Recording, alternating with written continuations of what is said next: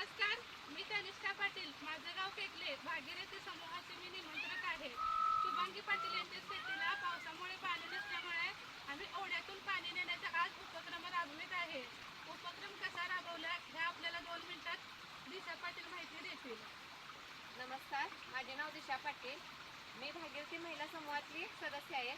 आमच्या गटातील शुभांगी पाटील, जयश्री पाटील आणि पल्लवी पाटील यांच्या शेताला म्हणजे भाताला पाणी कमी पडल्यामुळे शेतात ओढ धरल्या, म्हणून आम्ही आज निर्जित पद्धतीने सर्व महिलांनी पाईपलाईन ओढ्यात बंधारा घातलाय आणि त्यातनं पाईपलाईन म्हणजे हे करून आम्ही शेताला पाणी नेण्याचा प्रयत्न केला आणि आज तो आमचा प्रयत्न म्हणजे सक्सेस झालाय. आणि भाताला जे पाण्याचं प्रमाण कमी पडले ते आम्ही आज निर्जित पद्धतीनं पाणी ओढ्यातनं पाणी नेऊन आम्ही आज सक्सेस करून दाखवलं.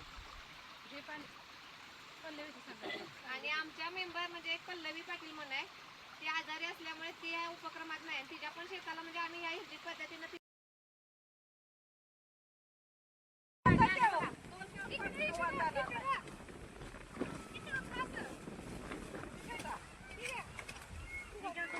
काम नाही.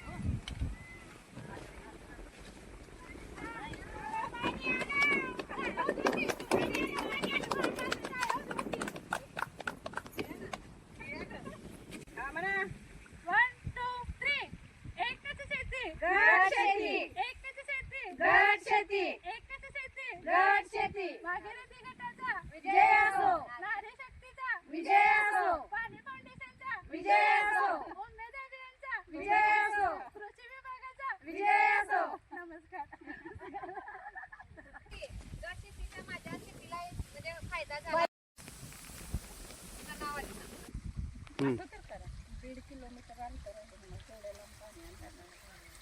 नमस्कार, मी शुभांगी प्रताप पाटील. आम्ही गट शेती केल्यामुळे आम्हाला एवढे फायदे होतात हे माहीतच नव्हतं.